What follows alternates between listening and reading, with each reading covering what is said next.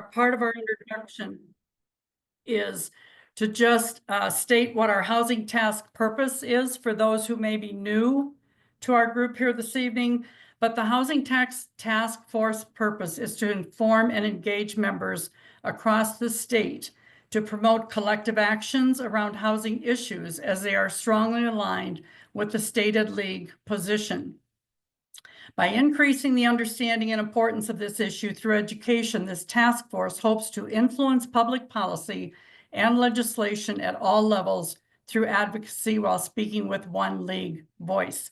The Housing Task Force coordinates with local leagues and other organizations advocating for policies in the housing area and being closely aligned with the efforts of the State Legislative Action Committee.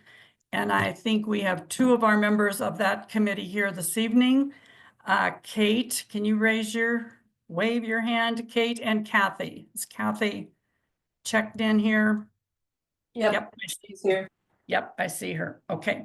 All right. So we are pleased tonight to have Andrew West, who is the Policy Associate for the Colorado Coalition for the Homeless, advocating for policy change to prevent and resolve homelessness. I'm sure, as you know, our purpose tonight was to try to hear a little bit about what's happening at the federal level with HUD and the impact that the Department of Government Efficiency, DOGE, is having on HUD. So we're going to let Andrew let us know what he knows, and then we will open it up for questions and comments. So Andrew, I'll let you take it away. Sure. Thank you so much, Trish, and thank you all for joining today. I really appreciate the attention and enthusiasm around listening to some of this. Some of it can be boring and kind of wonky budget stuff, but it's also very important to follow, obviously. You know, this new administration has really been on a bit of a tear and we've seen a flurry of action over the last weeks and months. I know it can be very hard to keep track of it all. And I could put my title in the chat here. I know it can be hard to track. It might be helpful to know that, again, as I mentioned for some folks earlier, I do tend to focus on some of the statewide advocacy. So I am by no means an expert on this. I'm not working on Capitol Hill. I'm not in DC. So there are others who may be tracking this more closely. And if you have information that is contrary to anything that I share tonight, please feel free to let me know. I would appreciate I'd appreciate that. So I'll cover a few different things and let me know if it would be helpful. Feel free to if you have any questions, you can either drop them in the chat. I don't know, would it be better to do questions at the end or sort of after I go through each item? Which would you prefer, Andrew? I will take a couple pauses at points throughout since I'm going to be covering a few different things. Sounds good. Thank you. The first of which is the recent funding bill that was passed by Congress. This was passed on the 14th. So the upcoming dates was that House and Senate are both in recess, the 13th through the 17th. And the deadline was March 15th for them to meet an appropriations agreement. So that's the date. If you hear on the news, there's a government shutdown looming. That is the date by which they had to pass some funding agreement to avoid a shutdown. They've been, for those who haven't been following very closely, they've been sort of just kicking the ball down the road for several months now. There are some limitations that are imposed by the Fiscal Responsibility Act, which I believe was 2023. That was a deal that was struck that would limit fiscal year 2025 funding. So they're operating under those confines, but they still have flexibility in how they want to allocate funding for this fiscal year 2025. And yes, we are here in March having not agreed on a fiscal year 2025 budget. So what they've been kicking down the road, and ultimately what they ended up passing is a continuing resolution.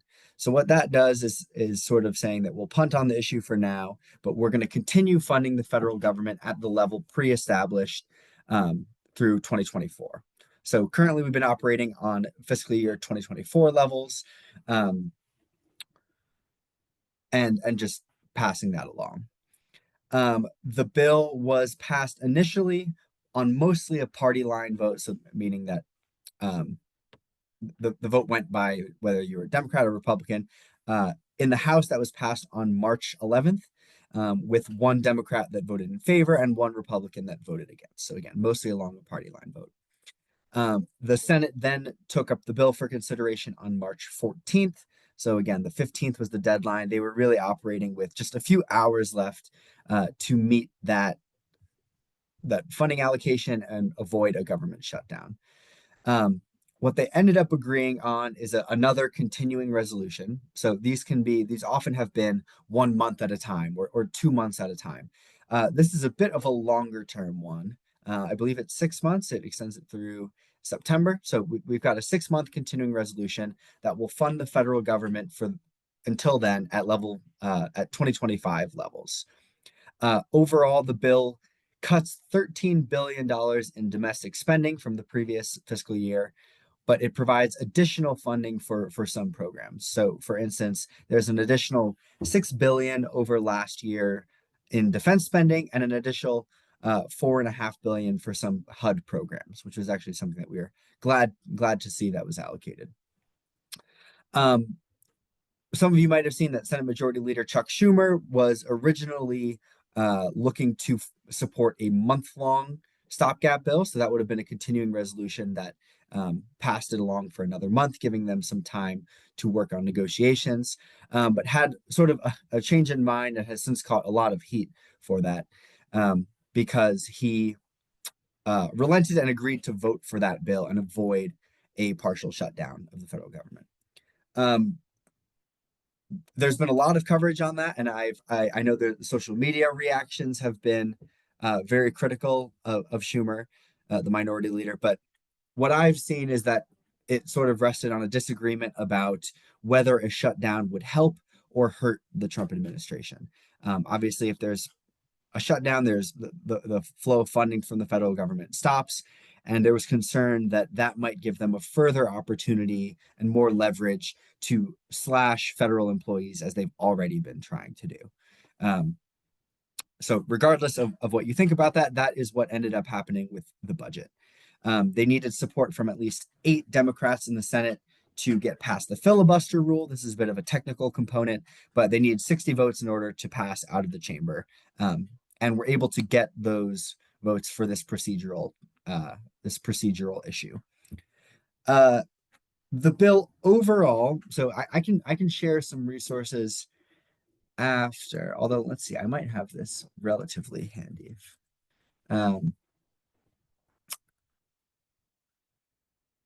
Let's see if I can find this right here. And if not, that's okay. Yeah, here we go. I think this is helpful just to follow along, just in case you're interested. It's a bit technical, to be sure, but the overall budget proposal, the budget agreement includes $32 billion to renew contracts for tenant-based rental assistance. So that's mostly housing vouchers. It will be likely, so that's an increase of about $3.5 billion from last year. So there's overall more funding. However, because these vouchers reflect obviously rising costs of housing, cost of materials, and all sorts of things like that, this increase acts as a cut. So because they have more funding, but as costs go up, this will ultimately lead to a reduction of about 32,000 vouchers due to turnover and due to increased rental costs. Currently, we know that there's a huge demand for this program. So currently, only 1 in 4 people who are eligible for the program based on their income actually receive any type of these vouchers. So again, not as many as we were hoping for, and certainly not enough to meet the need. The original House proposal would have cut about 650,000 people. I can't say for sure how many households that is, so it's not exactly an apples to apples comparison. But the level that was agreed upon is better than what was originally proposed in the House side, and will not be as much of a cut as some might have speculated. So I wouldn't say necessarily good news, but it's not awful either. The budget also includes about 17 billion for project-based rental assistance. So that's assistance that is tied to the housing program itself rather than the tenant. So a lot of this looks like development and other funding for the projects themselves. This is about almost $900 million increase from 2024, and this likely will cover the cost of renewals. So it's a pretty even level. It won't result in any cuts, but certainly no increases to funding either. For a program called Section 202, there was about $18 million increase, which provides affordable and accessible housing to older adults. That includes some supportive services. So that was about funded at an even level. Let's see, there's another program. I won't get too much into the details. If you'd like to go through this budget proposal, this document that I sent in the chat here, it does say March 17th, 2024. I believe that's incorrect and that this document is from today. Overall, HUD was funded at about the same level as fiscal year 2024. So funding was largely maintained. That being said, there have been proposals to cut a lot of HUD employees, as some of you might have seen. Elon Musk and the Department of Government Efficiency, or DOGE, has proposed to terminate about half of all HUD employees. This is all moving very fast. I initially saw that there was a leaked document that was released, or reports of a leaked document. I haven't actually seen the document, but there was talks of a proposed cut to HUD staffing. So a bit of the confusion here is there's a certain level that was appropriated through the bill through Congress that was just passed.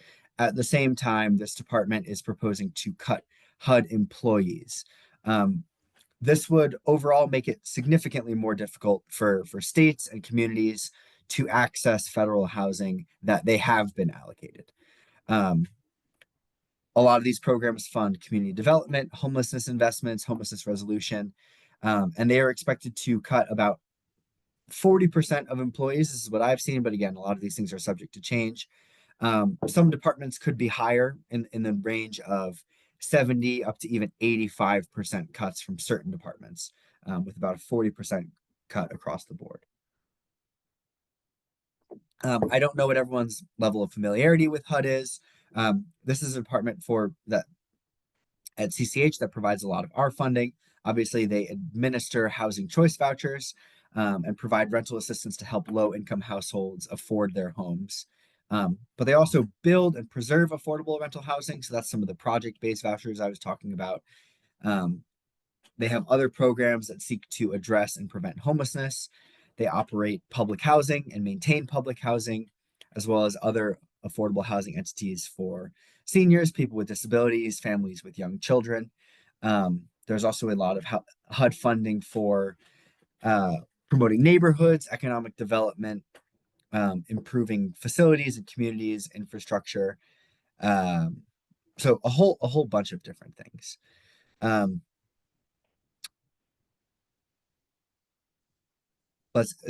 Along those lines, the bill, something I didn't mention is that the bill approved by Congress provides level funding for the U.S. Interagency Council on Homelessness.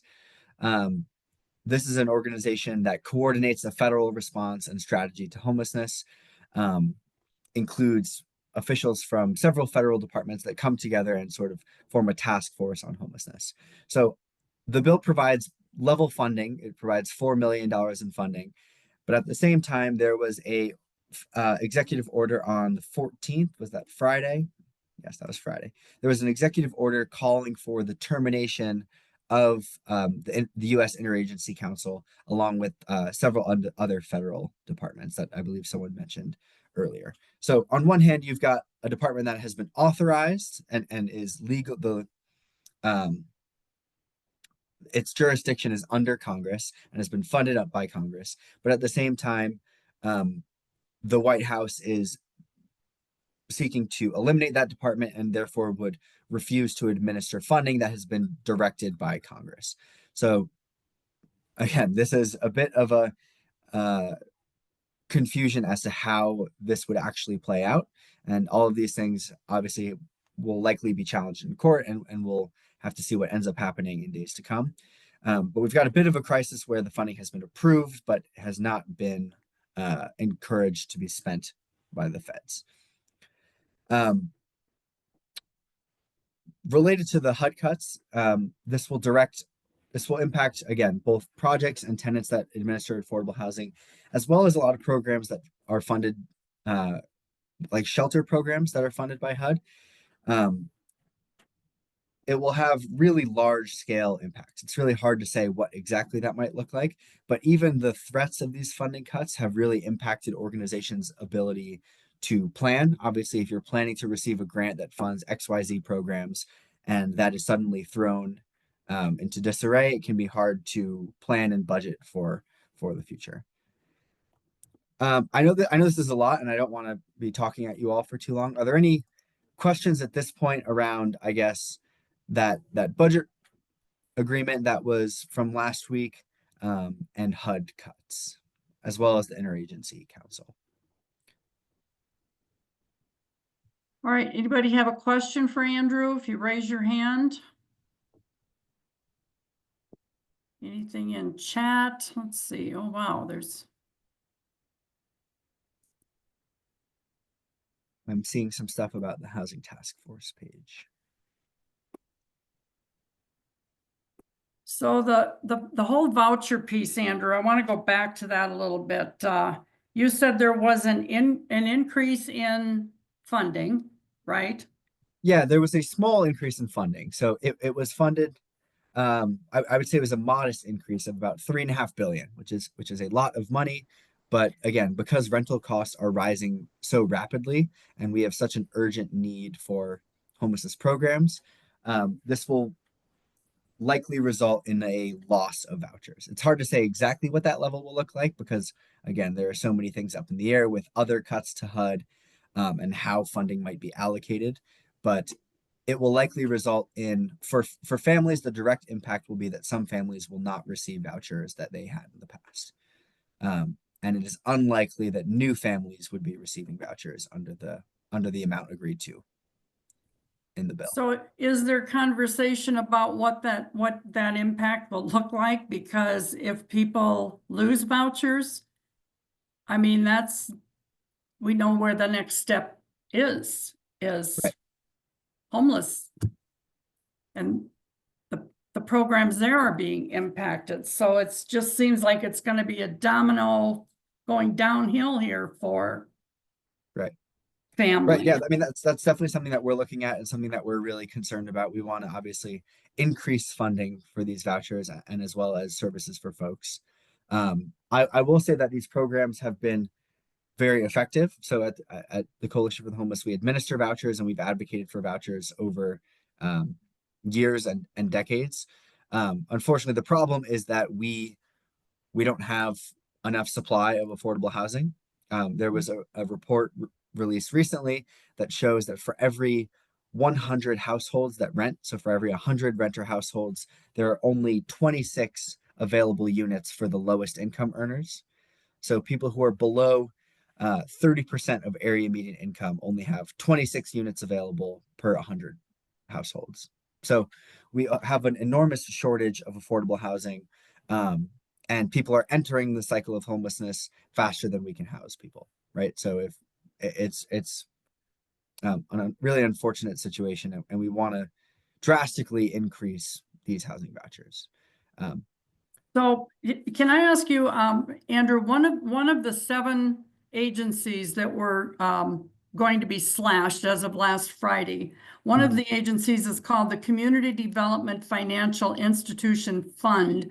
that promotes economic revitalization and community development in underserved communities, provides loans, investments, financial services, and technical assistance. I'm not sure about that institution, but is that connected to the community development block grants, or is that a separate?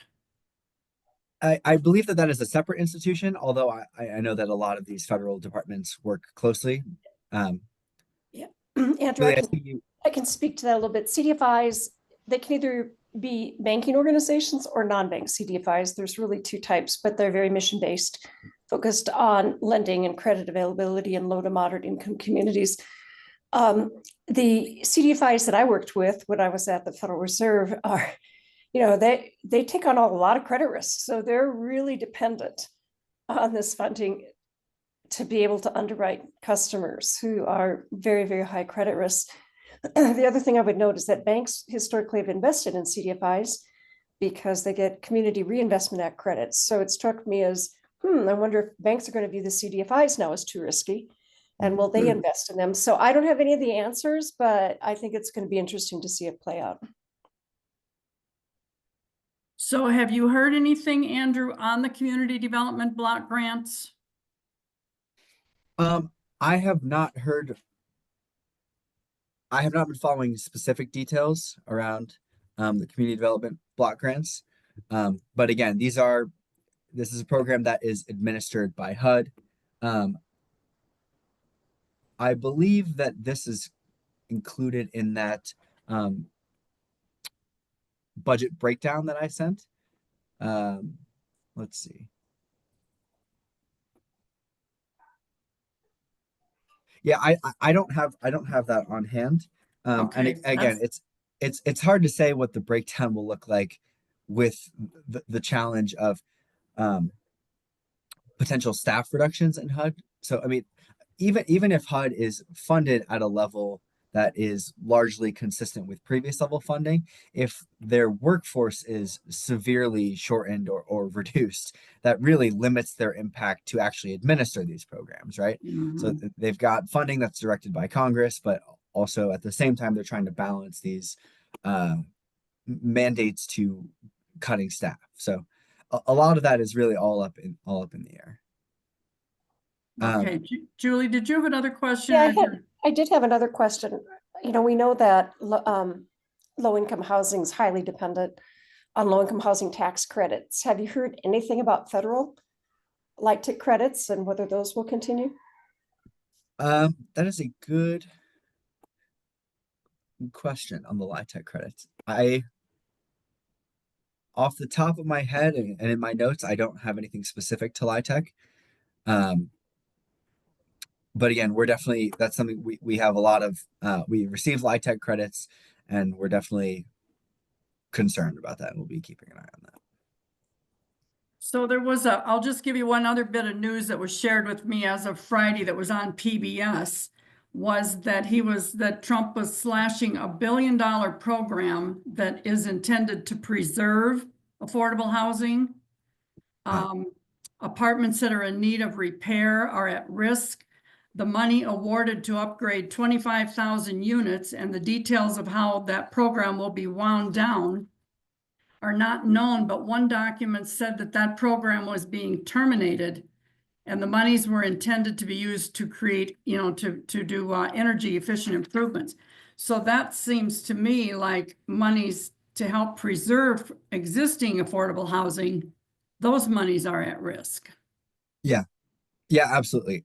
And that tends to be a difficult area to fund also in general. I'll say, I think there's a lot of appetite to build and develop new properties, but sometimes the upkeep and the maintenance, that funding can fall short. You have programs that are designated to be affordable for decades, and that requires upkeep, especially in a property where a lot of tenants might have vouchers.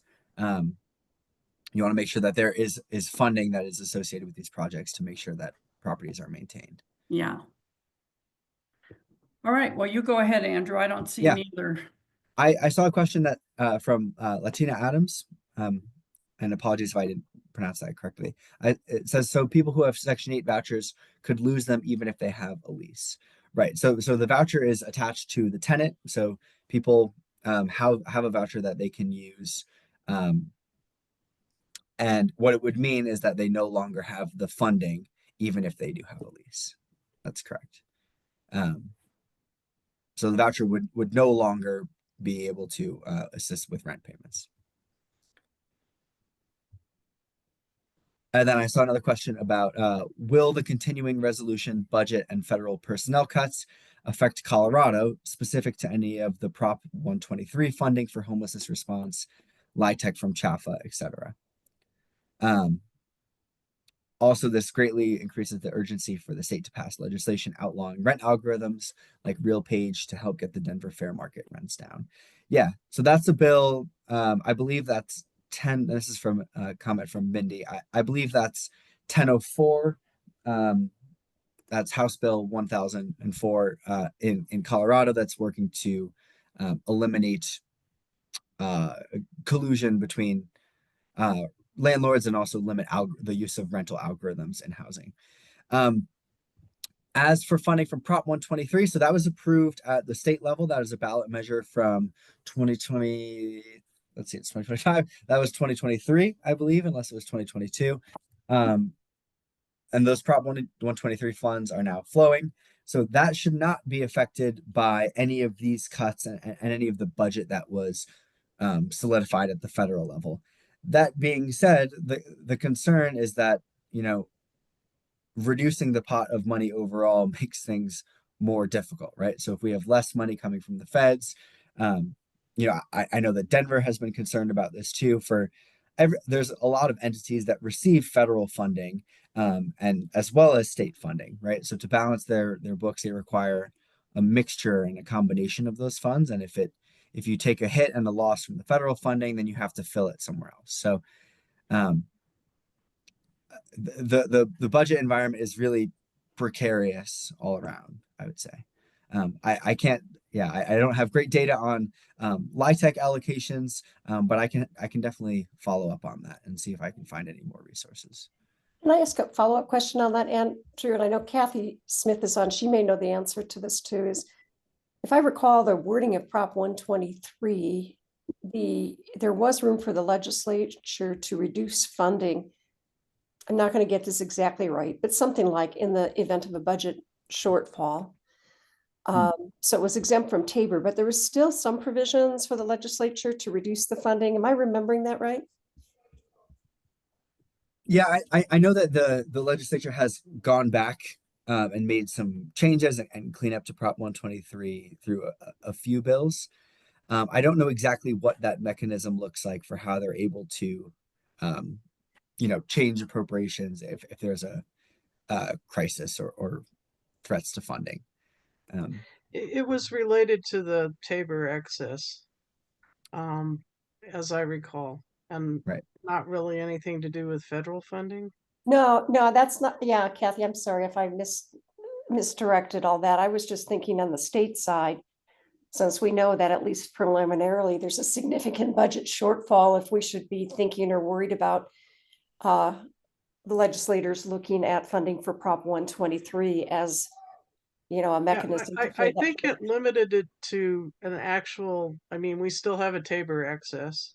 So our budget deficit is not a money deficit, it's a Tabor problem. Okay. So I think that doesn't apply because there's still a Tabor excess. Okay, good. Thanks for that. I was just not clear. Yeah, that matches my understanding that any limit on the Prop 123 funds would be tied to the Tabor cap and how much revenue we're collecting at the state level.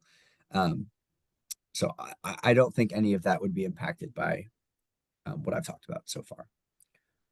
But I appreciate others chiming in. I don't know all of this, so I appreciate the help.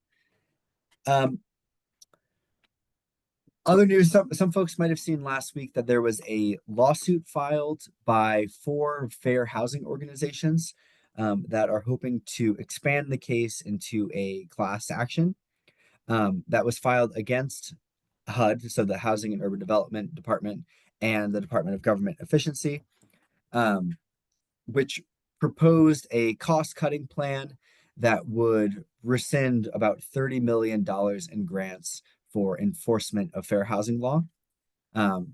So about 66 fair housing groups. I don't remember if what the geographical location of all of them were. I believe they were nationwide. But groups that seek to enforce the Fair Housing Act that prohibits discrimination would lose out on these funds, and legal aid providers are concerned that they won't be able to enforce the Fair Housing Act. Again, as I mentioned, the HUD secretary has forecasted that, this is Scott Turner, has forecasted that he could slash up to half of all funding for HUD, and the Office of, let me see if I get this right, Fair Housing and Equal Opportunity, that is tasked with enforcing the Fair Housing Act, there's been a proposal to slash that department by about 3/4. So if housing discrimination is not funded, I mean, obviously we have laws in place to do this kind of thing, but if they are not enforced, that is a really important part in making sure that the law is upheld. I know in Colorado we've passed source of income non-discrimination. I believe that was a 2021 bill. And we routinely hear from people that landlords are refusing to rent to people with a voucher. So even having passed the law, the enforcement is a really critical piece. So back to this lawsuit, there were several fair housing groups that filed a lawsuit against HUD and the DOJ departments, and are really raising the alarm bells over these proposed cuts to fair housing initiatives, concerned about how they would really reduce the level of capacity for enforcement, particularly for African Americans and Hispanic people who are at risk of losing their housing or facing discrimination. Also people with disabilities, voucher holders, older adults, a lot of populations that we want to make sure that are covered under fair housing laws and are affirmatively protected. And again, I can follow up with links and some news articles about some of these ongoing developments. There was, I believe, again, someone mentioned earlier that there were 7 departments that were proposed to be cut. I don't know exactly what all of those departments are, but across the board, the Trump administration has directed federal agencies to submit plans for layoffs and staff reductions, known as RIF. So in some of the news coverage I've been seeing, that's term RIF is used, and that's a reduction in force. So really broad across the board cuts to positions within several departments. And again, a lot of these departments, all of them are funded by appropriations that have been directed by Congress. So these reductions in force and withholding of salaries and other benefits would be a withholding of funds that are directed by Congress. Some agency cuts will likely be pretty large. There was the 3 of them, for example, are Social Security Administration, so the SSA, which is already really chronically underfunded. Folks face a lot of long wait times, poor customer service, and they proposed cutting thousands of Social Security Administration jobs. The IRS there was a proposal to cut it could be up to half of the staff for the IRS, which again is another chronically underfunded department, as well as the Department of Education is one that has been in the administration crosshairs as well. And there was a proposal to fire about 1,300 staff members from the Department of Education. So really concerning across the board staff cuts in several key departments. And again, all of this is really ongoing, and it's been difficult to follow the flurry of news updates. Any questions here?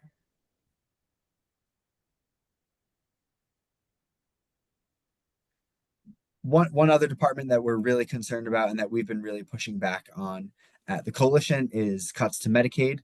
We know that this is a likely target for the feds. Medicaid is all in all, a really popular program. It's got a lot of bipartisan support across the country, covers tens of millions of Americans. And Republicans in Congress want to use budget legislation to pass deep and really damaging cuts to Medicaid in order to pay for tax cuts for the wealthy. The proposal that I've seen, and again, there are a lot of moving pieces here, and now that the budget has been finalized, is that I believe it was the Department of Health and Human Services would be required to make cuts. And the menu of things that are available to them includes Medicaid. So there's not many ways that they could cut funding without making really drastic cuts to Medicaid. So it's not specifically required that they cut Medicaid, but there's not really a way for them to follow that mandate otherwise. In addition to these potential funding cuts, there have been proposals to include work requirements. I know that this is something that has come up really year after year. I feel like we're having these fights about work requirements. The vast majority of people who are on Medicaid do work. And for a lot of those who don't work, they are unable to work. The program serves a lot of people living with disabilities, or older adults who are unable to work. But again, the vast majority do. Other proposals look at reducing the matching rates for how much these funds can cover, perhaps even capping the Medicaid funding and children on Medicaid. Absolutely. Changing rules that would, in a way that would have a negative impact, limiting payments that are directed by the states. And overall, what they're looking to do is, because the Medicaid program is a combination of state and federal funding, what they're looking to do is shift a lot of that cost burden of programs to states. So there are a few bills that I know Colorado is working on that would hopefully increase revenues to Medicaid and funding for health centers. Overall, I'd say the legislature is looking at some ideas of how we can better fund our state in the light of all these federal changes. But Medicaid cuts are something that that's one of our main advocacy items that we're pushing back against this year. Let's see. And then the last update that I've got in my notes, I know this is a lot that I've covered, is a large bill that is a tax cut extension. There was a good article in the New York Times today. I don't know if folks saw that. And again, that might be one that I can pull up. But Congress and Republicans are looking to advance this bill that would budget with the assumptions that the current level of funding would continue. So they're already allocating a large amount of funding for the 2017 tax cuts that are set to extend next year, but they're budgeting with those cuts in mind. So this article had a couple interesting metaphors that explain how using that baseline is not really an accurate way to look at the total funding picture, because we're already devoting those resources. I haven't followed this super closely, and again, I know it's moving pretty quickly, but this bill would include cuts for the wealthy and would require cuts to other programs to fund that. Mhm. I can share that New York Times article. Here, let's see. Oh, and I see from Beth, the 7 institutions being eliminated by the March 14th executive order, right? The Federal Mediation and Conciliation Service, U.S. Agency for Global Media, the Center for Scholars in the Smithsonian Institution, Institute of Museum and Library Studies, Community Development Financial Institutions Fund, Minority Business Development Agency, and as I mentioned, the United States Interagency Council on Homelessness. So again, that funding for the Interagency Council was approved on the 14th, on the same day, through the congressional budget that was passed, and is now being proposed to be cut by an executive order. So Kathy, I see you've got a question there. Thanks. A couple of unrelated questions. One, uh, the time lag between when we as a state experience the cuts in Medicaid funding versus what we're able to do this year. I imagine there is a time lag for both that and also the Affordable Care Act. Do you have any idea what the time lag looks like as far as when it's really going to hit hard?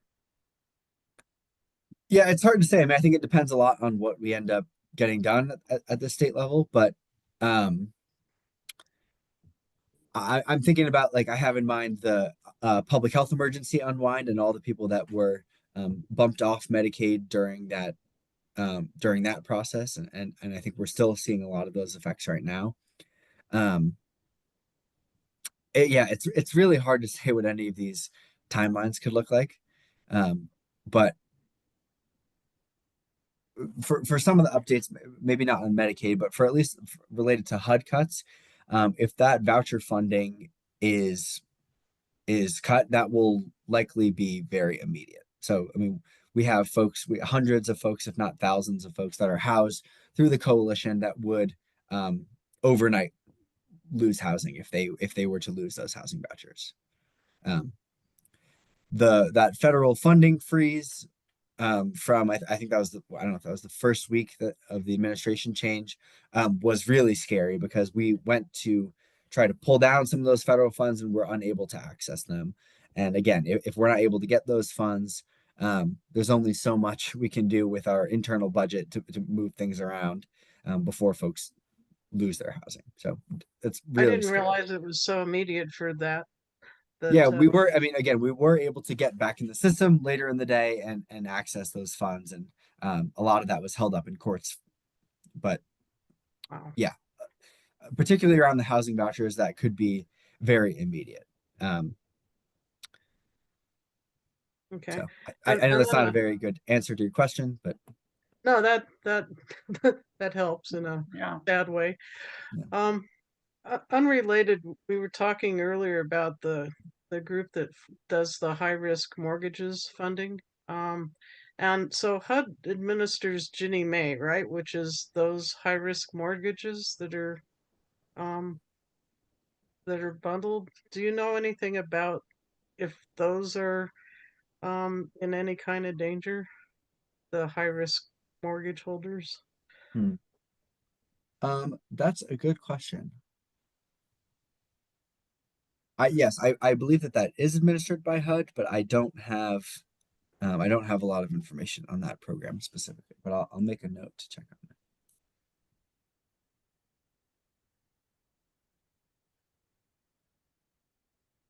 Yeah, kind of related to what Kathy was saying is what I'm wondering is because of, okay, so the cuts are announced and then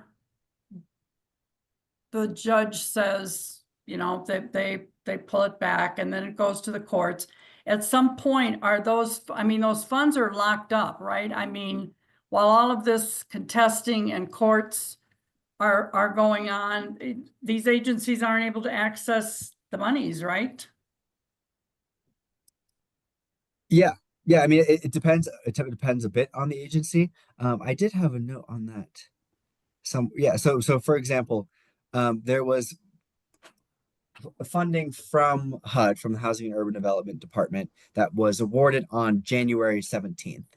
And as of, I believe this news coverage that I saw was within the last week, HUD is yet to deliver any of that $3.6 billion in homelessness assistance. Obviously, communities really count on those funds to provide rental assistance, shelter, outreach, all sorts of services. Um, there's been a general HUD has notified recipients that they will receive funds soon, but again, even if those funds are resumed, the gaps in how that impacts your knowledge and trying to figure out your budget. I mean, I'm thinking of like my own grocery budget. If I was uncertain whether I'd get my paycheck this month, it can be really difficult to figure out how you're going to meet all of your needs. So even short interruptions and even just uncertainty around the budget Yeah. really impacts how organizations and local governments are able to plan. So Kate, I see your hand up. Thanks. I have a quick question about the vouchers. So, say a landlord has a large apartment complex that's 55 and over, and there are immigrants in there that are on assistance, there are seniors on assistance, and then there are also disabled people on assistance, and they almost all have vouchers, and the voucher stops. What is that landlord to do for income for those units, and when does he kick people out? Number one, that's first question. Second of all, what about the small landlord that has 3 homes that have mortgages on them and that the occupants are vouchered to be in those homes? What does that landlord do with their mortgages? Do they default, or do they hang on, or how does it seems like there's going to be a huge amount of knock-on effects in our economy going up the chain, not just out to the population. right, yeah, yeah. I mean, I think it's definitely a cascade effect, right? I mean, these people are also members of the community and contribute in various other ways. If you lose your housing, you're no longer able to maintain your employment. I mean, it's all sorts of things, right? Your first question, if right, if there was a large property that consisted of mostly voucher holders, again, it's sort of depending on each property what that would look like and where their funding comes from. They might get funding elsewhere to manage some of that. For our properties at the coalition, it's really a patchwork of a lot of different funding mechanisms to keep our properties up and running. But yeah, if a majority of their tenants were receiving vouchers and they were to lose those vouchers, assuming people aren't able to pay the rent otherwise, they would likely be evicted. And then yeah, depending on how the property manager and that company is getting their funding, I don't know if they would have to. And same thing for small landlords who are accepting vouchers. It would likely be a difficult financial situation. I think it depends a lot on the specific property, but again, the consistency of receiving these vouchers, people depend on those regular vouchers to access their housing, and that's really the anchor that they build everything else around. So, for talking to our clients, people are really concerned and really scared about the prospect of losing those vouchers. Hey, Kathy, go ahead. So following up on that from an advocacy point of view, it seems like landlords, especially small landlords, ought to be contacted about being concerned about these cuts in vouchers. Yeah, I would say absolutely. Is Absolutely. anyone undertaking that you know?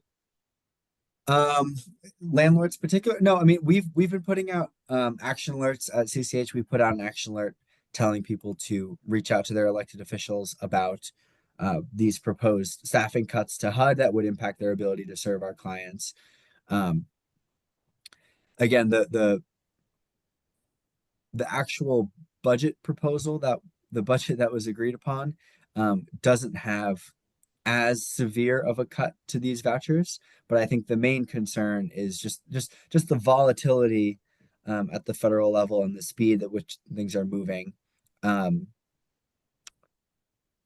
likely staffing cuts to HUD is one of the most concerning things. I don't have a lot of connections specifically in the space of project managers or landlords, but I would be really eager to hear more if others do. And I think that's definitely a point. I mean, I think these cuts again will hurt all of us. These are members of our community. These are people who are employed in the area, can contribute a lot to the local economy, not to mention our loved ones, friends, family members. So Yeah. Go ahead, Marilyn. What's the best way to contact our legislators? Emails, phone calls, or what's the best? Yeah, so reaching out to congressional delegations, so these are your U.S. representatives in the Senate and the House. I think phone calls tend to be better for that. I know that they get a lot of calls, but I think that's very important, especially letting particularly the new Republican members of Congress know how these cuts would impact them. I saw some earlier coverage about town halls that have been held throughout the country. But they're advising them not to have town halls like Lauren Boebert canceled. Right, because I think they're feeling, I mean, again, like I mentioned with Medicaid program is overwhelmingly very popular, very supported program. People don't want to see cuts to Medicaid. And it'll be, especially for in Colorado, some of our Republican offices that are in rural areas, they really depend on that Medicaid funding to deliver healthcare services. So, I mean, making sure that all of our members of our congressional delegation hear how these programs would be a detriment. Yeah, here I see Beth just sent a link to empty chair town halls. I've also seen that there have been some town halls that were held right with empty chairs. But yeah, these are some great resources to contact your members of Congress at the national level. And I think phone calls tend to be better. So you can call both their offices in DC, like the national office, and then their district offices as well. And they'll record those phone calls or take a note rather of who's calling and what you're advocating for. I will say also at the state level, there's a bit of it's not exactly the same fight around the budget, but it's important for our state elected officials to push back against these federal changes and make sure that we have policies and plans in place looking at federal cuts and all these changes. What good does it do to contact our congressman when the executive branch is slashing programs already funded? That's a good point. I think particularly the executive branch is very challenging. These DOGE department cuts are a bit harder to respond to because they are outside of and perhaps in violation of what is directed by members of Congress. But again, members of Congress need to be the ones pushing back against that. And if they get, if there is enough pushback from members of Congress that their funding that they voted on and worked to pass is not being allocated and appropriated in the way that is legally required, I think that would be helpful to push back. So I think these members should be all really concerned that this funding is not being appropriated in the way that they've decided. So. Great. Well, we've got the contact legislators tip. Andrew, do you have anything else, or does anyone else have an action that they think might be impactful to take? I would remind us that April is Fair Housing Month, so I think that would be a month that we should be flooding those offices with phone calls, if not before. But Fair Housing Month is pretty important to affordable housing advocates. Yeah, absolutely. I would say keep making those calls to your elected officials. There are letters and other sign-ons that are circulating. Those can come from various different groups, but I know we're trying to. It's been difficult to keep track of all these updates and inform folks in a meaningful way that doesn't feel too overwhelming. But I would say I'll give a plug to get on our Coalition for the Homeless email list. We're sending out action alerts around some of these most important advocacy items and sharing ways that you can push back. Okay, great. Marilyn, I see your hand up. Yes, this is not related to the current discussion, but our local league is going to put on a panel on supportive housing, and I've read that Trump believes in treatment first as versus housing first. And could you speak to your philosophy or what your knowledge, what is best in those two approaches? I'm sorry, could you just restate the Okay, well, the housing first versus treatment first. For yeah, help. so I mean we've championed a housing approach strategy for years. You know, we know that the main need of people experiencing homelessness is housing. That is the most acute need. And when folks do have other issues that they're struggling with, those are best resolved once they're housed. An analogy that I've heard is that you know, if someone is drowning, the first thing you do is that you help them up. You don't insist that they learn how to swim first. It is the housing is really the foundation on which people build the rest of their lives on, and can regain stability in that way. There's a wide body of research that's demonstrated at local levels, state level. There was a great study in Denver a few years ago on the social impact bond that measures how housing first programs compare to others that require work and treatment, and consistently providing housing for folks first with accompanying support services is much more effective in getting and keeping people housed in the long term. So we've got a report on that we have put out, that we are working to update currently. So Andrew, I think stay tuned for that.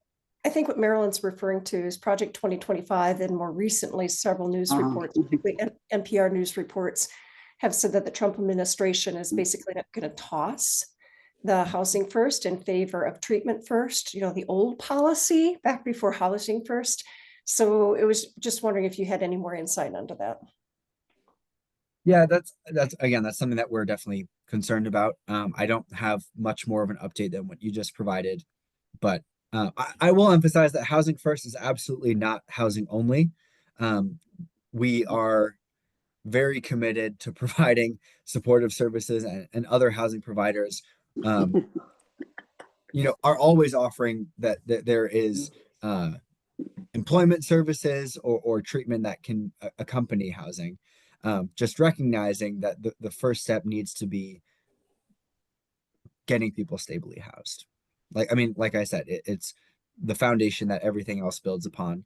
For folks that are in substance use treatment or have mental health issues, those are so much more difficult to manage while living on the streets, or unsheltered, or in a shelter, wherever it may be.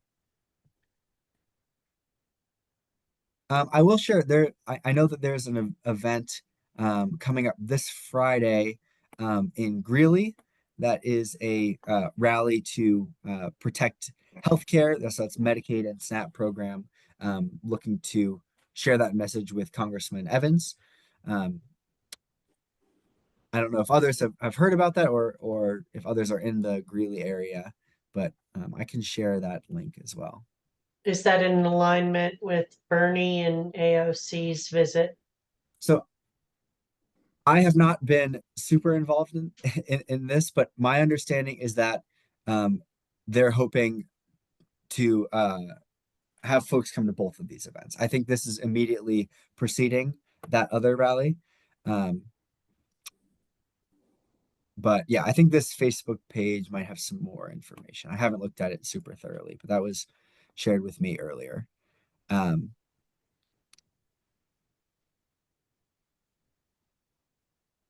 Okay. So yeah, I think, yeah, they recognize that there is another event happening that day. So they want to have folks come as well. I don't know where the other event is in Greeley. I think it's close by though. Of course, as a nonpartisan organization, we are not encouraging our members to attend partisan rallies wearing your league hat. Yeah. Same with us. Same with us. Good But we just reminder. want to share resources where, in case folks are interested in doing that. I might also suggest if any of our communities of folks that are with us tonight have local newspapers, I think as many letters as could be written and placed in our local newspapers to inform our citizens a little bit more on some of these things would be beneficial as well. So keep that in mind. So otherwise, Andrew, I really appreciate, we all do appreciate all of the information that you've shared with us tonight and the fact that you spent some time with us this evening. It's much appreciated. Yeah. Yeah. Thank you So, much. Thank you for having me. You Thank you. bet. Hey, And hey, we'll- Beth, can I ask you a after hours question when this is over? When we're done? Thank you. Thank you, Andrew. Yeah. And Andrea, I'll just, Andrea, excuse me, one thing. Andrea, did you have anything you wanted to add this evening? No, I don't think I do. I think that really covers it. Okay, great. I just wanted to give you the chance. So go ahead, Andrew. I'll drop my email in the chat here, and I'd be happy to connect with anyone if there are any further questions. But yeah, I just wanted to really thank you all for taking the time out of your evenings to come listen to me talk about the budget. And I know that this is all can be very overwhelming, and it's all scary stuff, and it can feel hard to advocate. But I appreciate you all taking the time, and as you're advocating, I would really emphasize stories of impact. This is what we always say to people when we're advocating at the state level as well as the federal level, that the most important thing for our elected officials to hear is stories of how people will be impacted, whether that's Medicaid or cuts to HUD programs or fair housing laws. Sharing with your elected officials what that real life on the ground impact is really the most important thing. So I would encourage you all to get out there and share stories and make those calls and send emails on issues that are important to you. So Right. thank you all Thank very you, much. And And yeah, if let me there's know if anything you any want to questions. send along that we can post on our task force webpage, feel free. Absolutely. Will do. Thank you. Right. Thank you, Thanks for having Andrew. me. Uh-huh.